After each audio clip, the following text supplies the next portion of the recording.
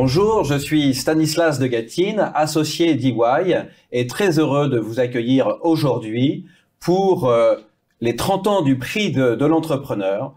Dans le cadre de ces 30 ans, nous avons l'habitude d'accueillir des entrepreneurs qui viennent témoigner de leur parcours exceptionnel, à la fois des parcours personnels, mais à la fois le parcours de leur entreprise.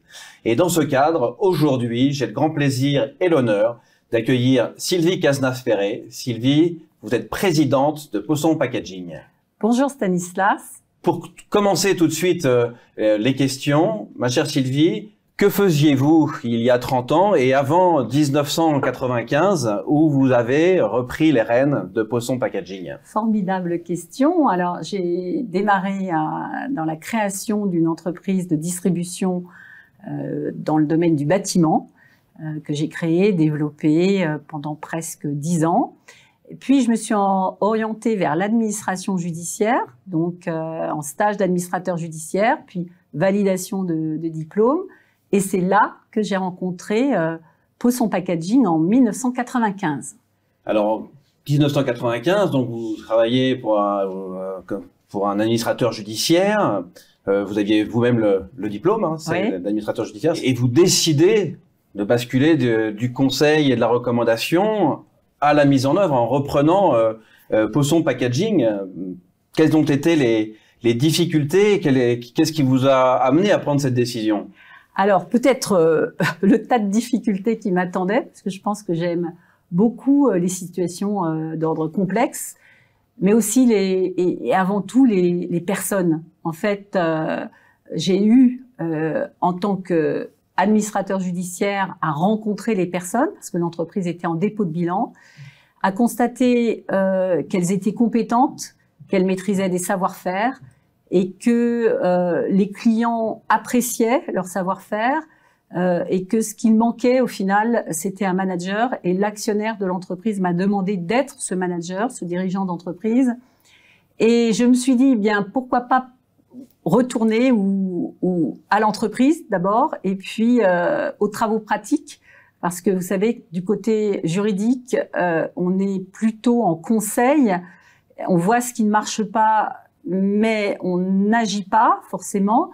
Et donc là, je passais à l'action et c'est avec beaucoup de joie que je continue ce chemin parcouru. Alors, je n'aurais jamais pensé, honnêtement, Stanislas, d'y être encore 27 ans plus tard, puisque c'est une histoire qui s'est écrite depuis 27 ans, mais c'est absolument génial. Voilà, sans regret. Et alors, dès le départ, vous avez mis la responsabilité sociale et environnementale au cœur du projet de l'entreprise. Est-ce que vous pouvez nous en dire un peu plus? Oui, tout à fait. D'abord, Poisson Packaging, c'est une entreprise industrielle. Et moi, je ne venais pas de l'industrie. J'ai fait une école de commerce. Donc, c'était très éloigné de ce que j'avais compris de l'entreprise jusqu'à présent. Et donc, dans l'industrie, vous avez besoin de très bons techniciens, de bons ingénieurs. Vous vendez quelque chose au client qui doit être parfaitement adapté à son besoin technique. Donc, c'est complexe à identifier. Et donc, les ressources humaines sont les valeurs humaines de l'entreprise. Quasiment à l'exclusive, comparativement aux investissements qui sont extrêmement lourds dans ce type d'industrie. Mais sans les hommes pour faire bien fonctionner ces investissements, l'entreprise ne fonctionne pas. C'est d'ailleurs pour ça que nous avons, dès l'origine, imaginé ce logo avec ces deux bonshommes qui se tiennent par la main, parce qu'on ne peut rien faire seul. On est dépendant, interdépendant, et on s'apporte l'un à l'autre, à la fois avec ses compétences au niveau de ses équipes, mais aussi avec ses ressources au niveau de son actionnaire, de ses banques, de ses investisseurs, de ses financiers, et puis aussi au niveau de ses fournisseurs, mais aussi de tout ce qui est cadre réglementaire. Et c'est ce qui nous a immédiatement de plein pied inscrit dans un mode de fonctionnement type RSE. On ne parlait pas de RSE en 1995, 1996, on ne parlait pas de RSE. Mais lorsque je suis arrivée, j'ai immédiatement engagé, par exemple, des audits environnementaux sur les 3 usines. Et ces audits environnementaux ont ensuite piloté la stratégie de l'entreprise. Donc là, on voit bien à la fois l'engagement social et l'engagement environnemental qui, dès votre reprise, ont été les piliers de votre stratégie d'entreprise. Alors tout à fait, puisque dès 2000, nous étions certifiés ISO 14001, grâce à la veille réglementaire qui exige la certification ISO 14001, nous avons engagé la construction d'une usine qu'on appelle aujourd'hui notre usine idéale, dont on va augmenter de 50% la superficie dans le cadre d'un grand plan d'investissement adossé au plan France Relance proposé par le gouvernement. Et donc, dans ce cadre-là, on continue à construire un modèle à la fois économique, à la fois social, mais surtout aussi environnemental, puisque nous venons de produire notre 15e bilan carbone. Donc, on a commencé très tôt. Très tôt, ouais. Et nous sommes en train d'écrire notre 8e rapport RSE. Très bien. Alors, là, on parle de l'entreprise, mais l'entreprise, elle évolue, et vous l'avez dit, dans un environnement. Alors, quelle est l'importance pour vous du développement économique territorial? Alors, c'est ce qui fait, en fait, sans doute, et c'est ce qui a tissé pour moi mon attachement, c'est les entreprises, mais avant tout les entrepreneurs de la région. La région des Pays de Loire, au travers des dirigeants responsables de l'Ouest, dont je fais partie depuis quelques années, qui se sont impliqués très tôt dans la responsabilité sociétale des entreprises. Et puis, les dirigeants plus locaux, au niveau du bassin économique de Sablé-sur-Sarthe, où là, nous avons un collectif d'entrepreneurs de 110 entreprises environ, très impliqués aussi dans des actions très concrètes, et pour lequel j'anime depuis peut-être 15 ans maintenant ce qu'on appelle, nous, l'atelier environnement, où nous avons, par exemple, construit nos premiers bilans carbone ensemble en 2008. Donc, tout cela fait que, à une époque où on parle beaucoup de sens à donner à son travail, eh bien, le sens est là. Une entreprise industrielle, sur son territoire, elle est impactante socialement, environnementalement parlant, et évidemment, elle est interdépendante des autres entreprises de la région. On travaille énormément au plan local, régional, national bien sûr, mais c'est vrai que la région dans laquelle nous évoluons compte énormément pour nous. Et donc aujourd'hui, Posson, c'est 115 salariés, 28 millions d'euros de chiffre d'affaires. Et alors, quelles sont vos ambitions pour le futur? Alors, je ne sais pas si je peux parler en ce qui me concerne de vraies ambitions. Plutôt, moi, je poursuis des rêves, une idée d'entreprise parfaitement attractive. On vient de lancer un dispositif Tech Care dans lequel on met à disposition de nos salariés, dans le cadre d'un contrat longue durée, une voiture de fonction pour tous les salariés. Parce que on parle beaucoup de réindustrialisation, c'est dans le plan du gouvernement pour ce quinquennat qui s'annonce, et c'est vrai que la réindustrialisation compte beaucoup. On a parlé des gilets jaunes, de l'appauvrissement de nos territoires, de fait liés directement à la globalisation.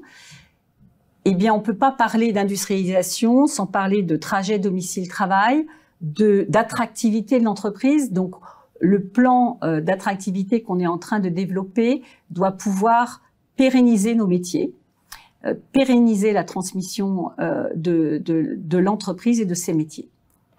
Alors, l'entrepreneuriat au féminin dans une entreprise industrielle, ce n'est pas si commun. Alors, comment est-ce que vous avez réussi à conjuguer cette vie professionnelle, cette vie familiale? Alors, c'est vrai que c'est une question qui m'est souvent posée en même temps. Au plan international, l'entreprise représente maintenant la France dans un groupement international. C'est vrai que nous ne sommes pas beaucoup de femmes. Aujourd'hui, nous sommes 2, voire 3, dans un groupement qui regroupe à peu près 30 entreprises de notre secteur. Donc, c'est pas énorme. Mais en même temps, au niveau de l'entreprise Posson, le CODIR, le COMEX, non seulement est paritaire, mais surnuméraire en nombre de femmes. On a une excellente technicienne ingénieure, une excellente dirigeante des finances, une excellente dirigeante de l'exploitation de production. Donc, quelle est la différence entre un homme et une femme finalement au travail? on va dire, c'est attendre un bébé, le mettre au monde, et puis s'en occuper. Mais pendant ce temps-là, nous, on s'organise, on sait bien, il faut renouveler le marché. Et c'est plutôt une bonne nouvelle. J'ai toujours, d'ailleurs, on a un index dans notre rapport RSE, le nombre de bébés qui sont nés dans l'entreprise dans l'année. Et cet index-là, il est très signifiant pour nous parce que il démontre la confiance que les salariés mettent dans leur entreprise. Donc, c'est pas un sujet. On a un taux, un index égalité hommes-femmes de 98% dans l'entreprise. Donc, c'est un sujet qui n'en est plus un chez nous. Alors, les jeunes femmes et les jeunes au sens large, quels seraient les conseils que vous donneriez à des jeunes qui hésitent à se lancer dans l'entrepreneuriat? Alors, je leur dirais, si je peux me permettre de donner un conseil, parce que notre vie n'est jamais celle qui va advenir à nos plus jeunes, c'est foncer dans les PME. C'est-à-dire que, évidemment, il y a les grands groupes qui sont hyper attractifs pour des tas de raisons, mais pour les femmes particulièrement, par exemple, les PME leur permettent de déployer leur talent avec assez rapidement, avec beaucoup de vision transversale des sujets, avec aussi beaucoup de perspectives en termes de carrière, beaucoup de compréhension des décisions qui sont à prendre, de partage des visions stratégiques. Donc, la PME, en tout cas, c'est ce qui, moi, m'a construite et j'ai envie de dire, rejoignez-nous, parce que ces PME font la vitalité des territoires, donnent du sens à votre action, vous voyez le résultat de ce que vous faites et vous devenez co-entrepreneur avec votre patron.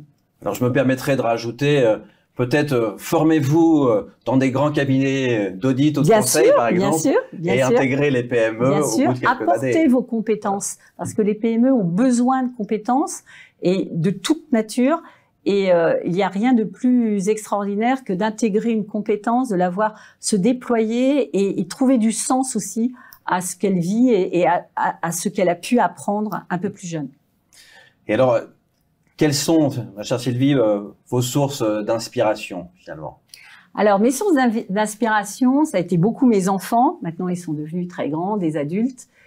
Mais c'est avant tout la relation et l'échange que j'ai avec les uns et les autres, que ce soit mes collègues entrepreneurs au sein du prix de l'entrepreneur EY. J'ai eu la chance de rencontrer des entrepreneurs absolument fantastiques. Pour certains qui sont restés des amis, on voit que, et c'est l'intérêt si je peux me permettre, du prix de l'entrepreneur, je trouve absolument fabuleux, c'est que c'est le prix de l'entrepreneur. C'est pas le prix de l'entreprise.